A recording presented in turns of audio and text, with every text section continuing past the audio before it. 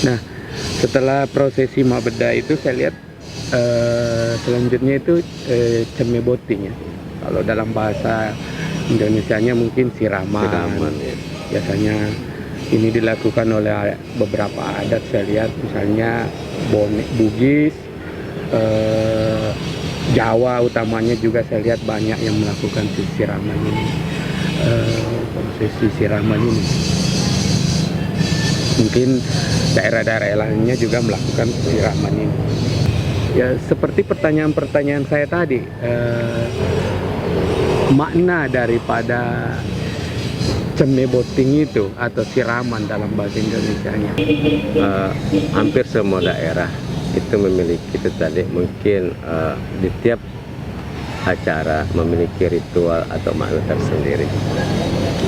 Seperti dikatakan tadi bahwa yang membedakan kita cemeboting kita, atau ada bedanya cemeboting kita dengan daerah lain. Biasanya saya lihat di daerah lain itu proses siraman cemeboting satu kali. Nah, kalau kita yang sebenarnya itu cemeboting melalui 3 tahap ceme, 3 kali mandi Dalam prosesi Bugis ini ya. Pertama itu ceme mapacapu belom. Di mana sini ceme mapacapu belom ini dikhususkan bagi muda-mudi. Jadi saat itu si mempelai tadi, pengantinnya baik pria maupun wanita, di situ terakhir dimaini, diberi kesempatan keluarga-keluarga dekatnya, sepupu, saudara dari kalangan muda-mudi untuk mencolek atau menjahati ya, jahat manja istilahnya mungkin ya. Termasuk temannya juga. Temannya boleh, teman sepermainan, teman-teman sekolah, semuanya bisa. Saat itu mengekspresikan tadi itu jahat manjanya buat yang terakhir kalinya. Karena setelah ini tadi tomat tua sudah zamannya, sudah bukan anak lagi. Iya. Jadi situlah khususnya memang Pacapu Balo ini dikhususkan untuk muda-mudi dan teman-temannya. Jadi nari-nari mau ada mau colek, mau bedak, mau apa terserah. Karena inilah kesempatan terakhir untuk itu tadi mempermainkan, mengolok-olok atau apalah itu tadi jahat manja istilahnya ya. Nah, ini ceme Pacapu Balo. Lepas itu, kalau istilahnya Pacapu Balo artinya mengakhiri agak puang, maksudnya persolekan ya. Masalah yang tadi itu kan biasa itu mabelo kalau dia masih lajang. Jadi terakhirlah masa lajangnya itu, terakhirlah masa anak-anaknya itu. Jadi bebas-bebas.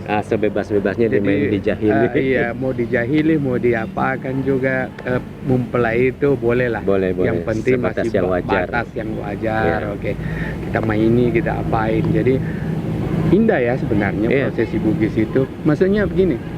Dalam prosesi pernikahan saja kita bisa main-main. Iya. Ada ranah, ada segmen, ada segmennya. Yang jenaka itu dimunculkan. Iya. Dan kalangan muda-mudi diberi ruang untuk itu. Iya, itulah. Itu yang saya tangkap daripada makna ceme Pacapu Balo itu. Artinya kita bisa main-main, kita bisa menjahil-jahil dalam batas-batas yang wajar. Nah, mungkin selanjutnya Pak. Itu tadi jadi yang itu tadi lanjut sedikit jadi yang gemes, kesal-kesal, bolehlah itu tadi jahat-jahat manja di situ. Iya. Nah, lanjut itu selepas itu semua sudah dikasih ruang dan sudah selesai. Nah, pengantin tadi mempelai ini diwata ke satu tempat lagi untuk mandi, proses mandi yang kedua itu ceme majang. Di mana ceme majang ini anak muda-mudi tidak maju lagi, tidak di cover lagi. Jadi yang ada situ guru mengaji, santro padat telolo, itu tadi yang sunat misalnya kalau masih ada, dan guru-gurunya. Sini ceme majang itu adalah dimaknai untuk menghilangkan semua majang, semua yang jahat. Jadi itu diniatkan tadi dimandi dengan mandi majang ini, itu diniatkan kepada si mempelai untuk menghilangkan semua yang jahat yang ada dirinya, sifat-sifatnya, kelakuannya, kebiasaannya, semuanya yang paling tahu kan dirinya. Jadi dia ditepuk majang, enak, hilangkan semua kejahatan, kejelekan sini anu majae yang ada dalam dirimu. Karena kamu besok akan memasuki matua. Besok kau akan menjadi seorang kepala rumah tangga, seorang itu tadi orang tua bagi anak-anakmu kelak. Jadi adapun sifat-sifat jahatmu, burukmu yang engkau tahu, yang orang lain tidak tahu, hilangkan di hari ini. Lebur, guyur, keluarkan bersama air tadi ini, bersama manja ini. Nah, karena yang paling tahu kejahatan kita selain Tuhan kita sendiri. Jadi situlah adalah yang maju itu tadi guru mengaji, semua orang-orang yang dianggap bertuah gitu. Guru mengajinya, induk pesusuna, sanrepat lolona, itulah tadi untuk mandi. Semuanya membisik dengan doa-doa supaya diniatkan tadi hilangkan semua kebiasaan-kebiasaan jeleknya. Misalnya malas, suka panjang tidurnya, kesiangan baru bangun. Ini harus dirubah semua misalkan, karena tadi kamu punya tanggung jawab setelah kamu menikah. Nah mungkin begitu. Setelah itu semuanya klop, ceme majang, masuklah ke ceme ketiga. Ini ceme ketiga lah ceme mapasili, ceme pasili. Ini tadi ceme majang dianggap sudah disucikan, sudah bersih, keluar tadi yang ini yang semua yang jahat-jahat, yang tidak bagus. Masuk ke tahap ketiga ceme pasili, itu disucikan. Jadi media wadah yang sudah bersih dipagari lagi, dipasili, dipagari. Semoga jangan lagi terulang masuk yang jahat-jahat tadi. Ini ceme pasili. Ya, ceme pasili itu tadi memagari tadi yang sudah bersih, yang sudah bagus. Jadi tadi niatkan kepada mempelai, setelah tadi kamu ceme majang, segala kekurangan, keburukan, kejahatan dalam diri kamu sudah kamu keluarkan. Ceme pasili nanti, jangan lagi kamu mengambil sifat-sifat buruk yang lain setelah kamu nikah nanti.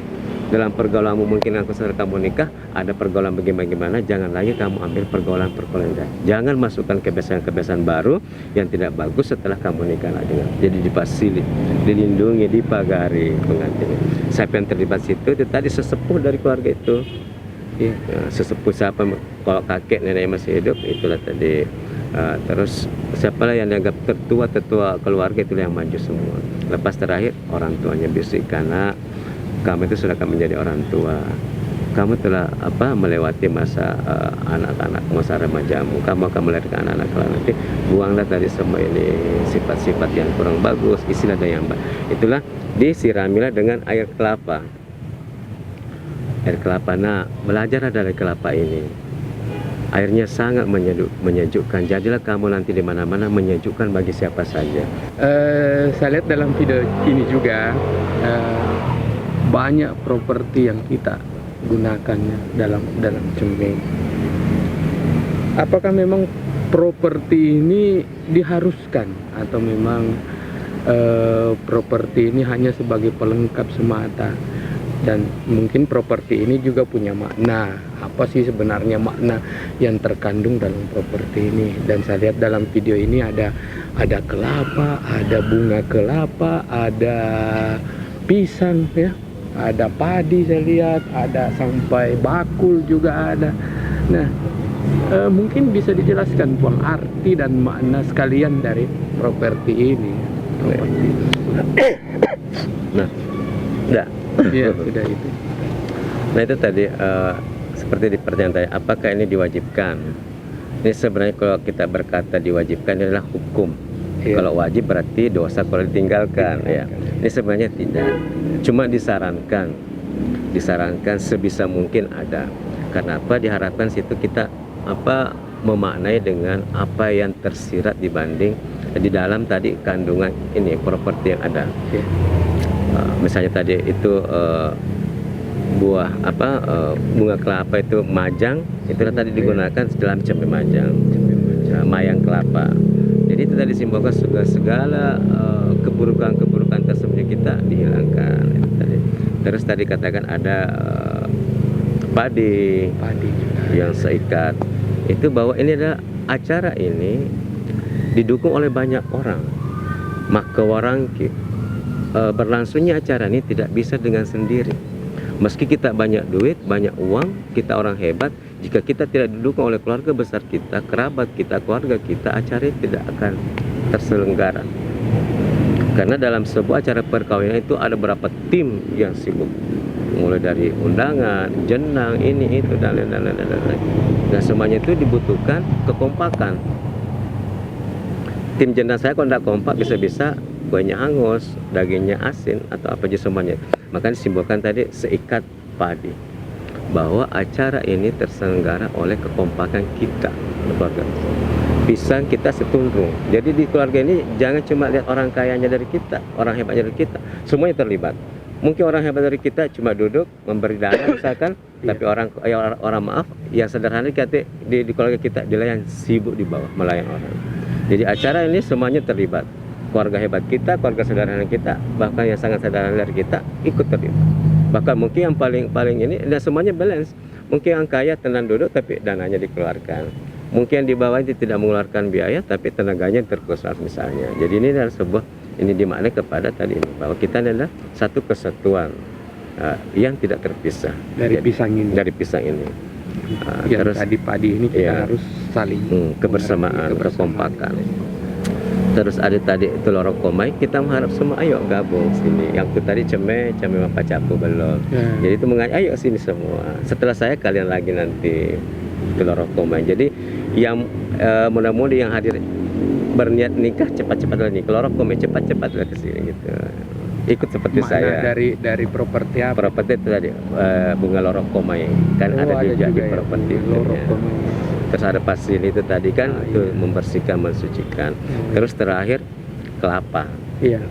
Jadi saat pengantin diguyur kelapa itu tadi si mempelai disarankan untuk memaknai kelapanya. Seperti tadi katakan bahwa jadilah engkau penyejuk di mana kamu berada, seperti tadi ini kesejukan air kelapa bisa menghapus dahaga siapa saja.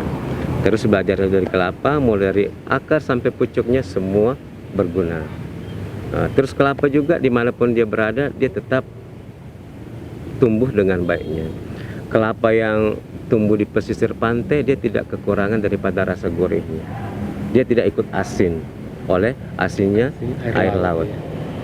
Kelapa yang tumbuh di puncak gunung dia tidak hambar dengan itu tadi hembusan angin dengan embun yang banyak.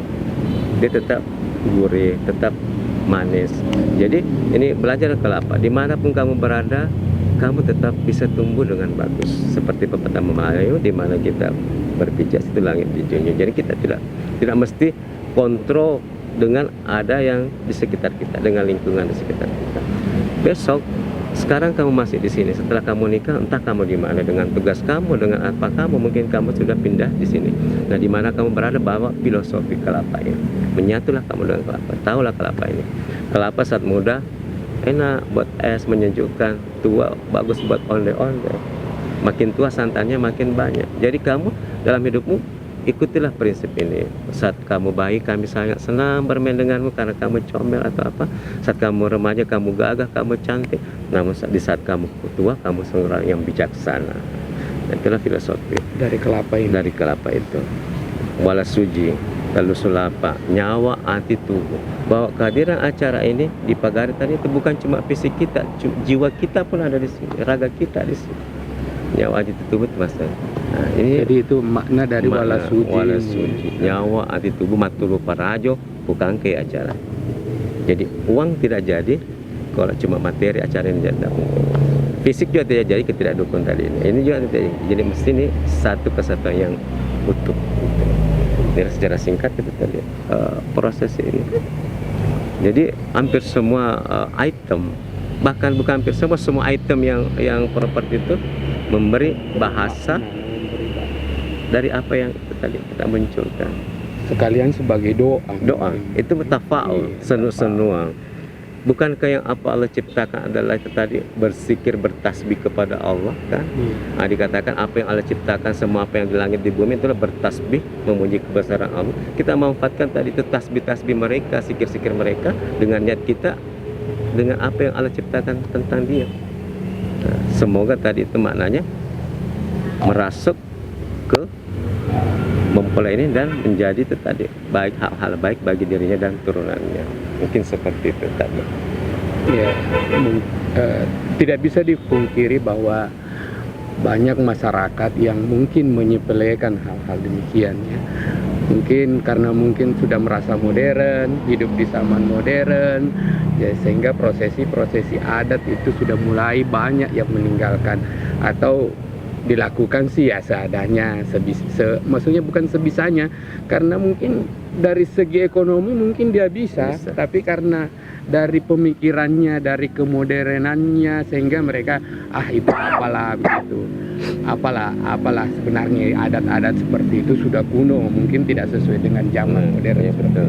Tapi sebenarnya yang saya lihat bahwa prosesi-prosesi adat itu penuh dengan makna, penuh dengan doa-doa, penuh dengan makna dan penuh dengan doa yang sebenarnya buat kehidupan kita di masa yang akan datang. Betul. Jadi sebenarnya yang orang yang berpikiran demikian mungkin sebaiknya ditinggalkan lah menurut saya pribadi, karena apa yang terkandung di situ sangat hasil penciptaan manusia yang mungkin sudah dipikirkan dari turun-temurun pendahulu-pendahulu kita, dan yang sangat luar biasa menurut saya. Ini sebuah karya Adiluhung ya. Iya. Sebuah itu tadi kearifan lokal yang itu sangat luar biasa.